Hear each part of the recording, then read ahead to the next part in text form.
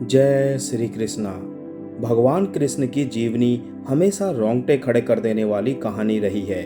उनकी कहानी हमें बताती है कि मानवीय जीवन कितने उतार चढ़ावों से भरा हुआ है।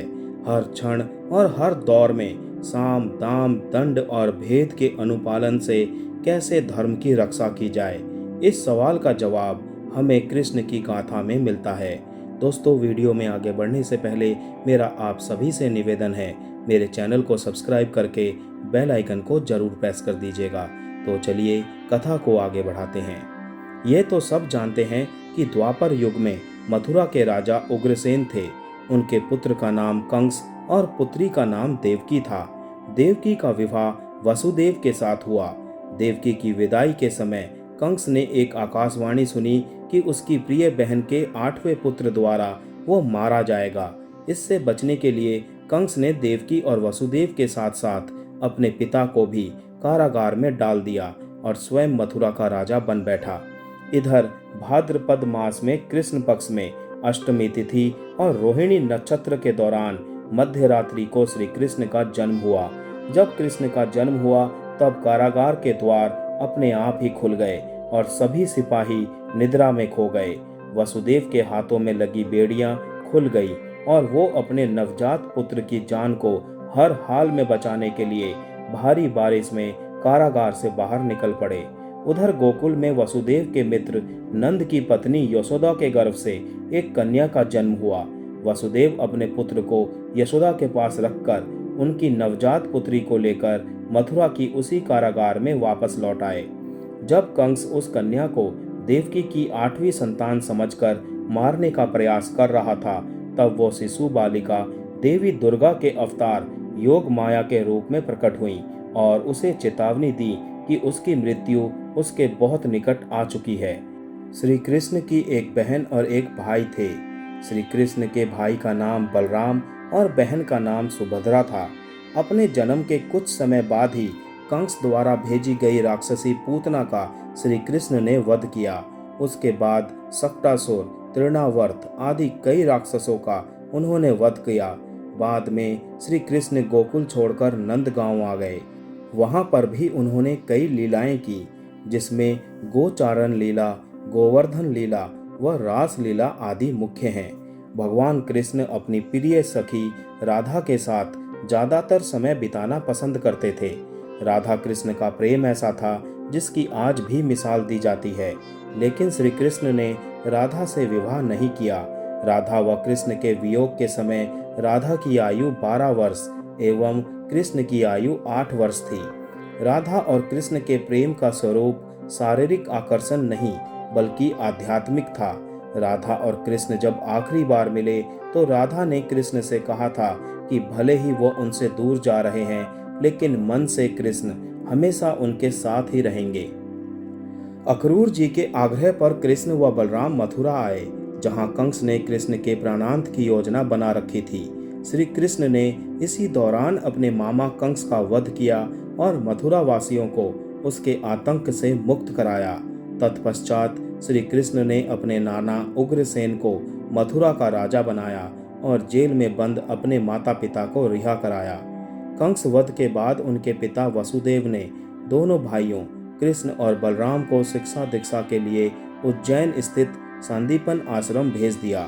आश्रम में दोनों भाइयों ने अस्त्र शस्त्र के साथ शास्त्रों का ज्ञान प्राप्त किया। आश्रम में ही श्री कृष्ण भगवान की मुलाकात सुदामा से हुई। श्री कृष्ण और सुदामा की दोस्ती के किस्से काफी सुने जाते हैं। लोग उनकी दोस्ती की मिसाल देते हैं। सुदामा गरीब ब्राह्मण परिवार से थे। अपने बच्चों का पेट भरना भी उनके लिए मुश्किल हो गया था। एक दिन सुदामा की पत्नी ने कहा कि हम भले ही भूखे रहें, लेकिन बच्चों का पेट तो भरना चाहिए ना। इतना बोलते बोलते उनकी आंखों में आंसू आ गए। ऐसा देखकर सुदामा बहुत दुखी हुए और पत्नी से इसका उपाय पूछा। पत्नी ने सुदामा से कहा, आप कई बार कहते हो श्री कृष्ण के साथ आपकी बहुत मित्रता है। वो तो द्वारका के राजा हैं, आपको उनसे मिलने के लिए जाना चाहिए। आपकी हालत देखकर वो कुछ न कुछ मदद जरूर करेंगे। बड़ी मुश्किल से सुदामा श्री कृष्ण के साथ मिलने के लिए राजी हुए। तब सुदामा ने दरिद्रता के चलते खाली हाथ जाने में संकोच दिखाया तो उनकी पत्नी ने पड़ोस से 4 मुट्ठी चावल मांगकर सुदामा को एक पोटली में बांधकर दे दिया। सुदामा जब द्वारका पहुंचे तो वहां सोने की नगरी देखकर हैरान रह गए।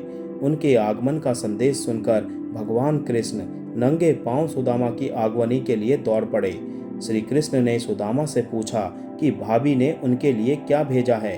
तब सुदामा संकोच में पड़ गए और चावल की पोटली छुपाने लगे।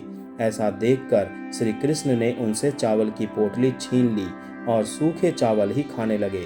सुदामा संकोचवश कुछ मांग नहीं सके। सुदामा जब अपने घर लौटने लगे तो सोचने लगे कि पत्नी पूछेगी कि क्या लाए हो तो वो क्या जवाब देंगे। लेकिन सुदामा जब घर वापस पहुंचे तो देखा कि वहां उनकी झोपड़ी की जगह पर एक राजमहल खड़ा है। तभी राजमहल से उनकी पत्नी बाहर आई और सुदामा को बताया कि उनके मित्र ने उनकी गरीबी दूर करके सारे दुख हर लिए हैं। एक समय आया जब भगवान कृष्ण ने जरासंध से तंग आकर मथुरा छोड़ दिया और द्वारका में एक नया नगर बसाया। अनेकों द्वारों का शहर होने के कारण इस नगर का नाम द्वारका रखा गया। महाभारत युद्ध के बाद जब हस्तिनापुर में युधिष्ठिर का राज तिलक हो रहा था, तब कौरवों की माता गांधारी ने युद्ध के लिए श्री कृष्ण को दोषी ठहराते हुए श्राप दिया कि जिस प्रकार कौरवों के वंश का नाश हुआ है, ठीक उसी प्रकार यदुवंश का भी नाश होगा। महाभारत युद्ध के लगभग 35 वर्ष बाद तक द्वारका बहुत ही शांत और खुशहाल राज्य था।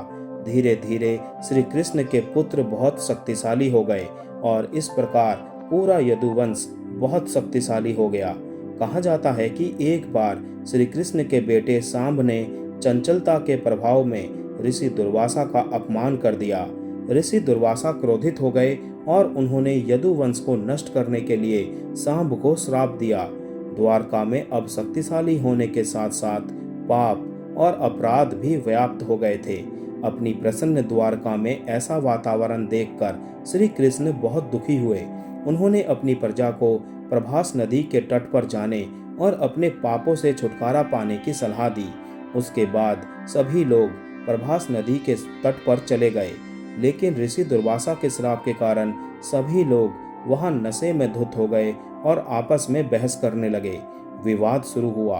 उनके विवाद ने एक गृह युद्ध का रूप ले लिया, जिसने पूरे यदुवंश को नष्ट कर दिया। यादवों के आपसी युद्ध में 4 प्रमुख व्यक्तियों ने भाग नहीं लिया, जिससे वे बच गए। ये चारों कृष्ण, बलराम, दारुक, सारथी और बभ्रू थे। बलराम दुखी होकर समुद्र की ओर चले गए और वहां से फिर उनका पता नहीं चला। कृष्ण बड़े मर्माहत हुए। वो द्वारका से दूर जंगल में गए और दारुक को अर्जुन के पास भेजा गया और उसे निर्देश दिया गया कि वो वहां से स्त्री पुरुषों को हस्तिनापुर ले जाए। कुछ स्त्रियों ने जलकर प्राण दे दिए। अर्जुन आए और शेष स्त्री बच्चों को अपने साथ ले गए। कहा जाता है कि मार्ग में पश्चिमी राजपुताना के जंगली आभीरों से अर्जुन को मुकाबला करना पड़ा। कुछ स्त्रियों को आभीरों ने लूट लिया। शेष को अर्जुन ने साल्व देश और कुरु देश में बसा दिया। श्री कृष्ण शोकाकुल होकर घने वन में पहले ही चले गए थे। ऐसे ही एक दिन जरा नामक एक बहेलिये ने हिरण के भ्रम में तीर मारा। वो बाण श्री कृष्ण के पैरों में जा लगा, जिससे शीघ्र ही उन्होंने इस संसार को छोड़ दिया और नारायण के रूप में वैकुंठ धाम में विराजमान हो गए। देह त्यागने के साथ ही भगवान कृष्ण द्वारा निर्मित द्वारका नगरी भी समुद्र में विलीन हो गई और यादव कुल नष्ट हो गया। भगवान श्री कृष्ण को विष्णु का 8वां अवतार माना जाता है। श्री कृष्ण एक निस्वार्थ कर्मयोगी, एक आदर्श दार्शनिक, एक बुद्धिमान व्यक्ति और दिव्य संसाधनों से संपन्न एक महान व्यक्तित्व थे। श्री कृष्ण की मृत्यु के बाद अर्जुन ने उनका अंतिम संस्कार किया। शरीर छोड़ते समय भगवान श्री कृष्ण 125 वर्ष के थे। श्री कृष्ण के देहांत के बाद द्वापर युग का अंत और कलयुग का आरंभ हुआ। जय श्री कृष्ण।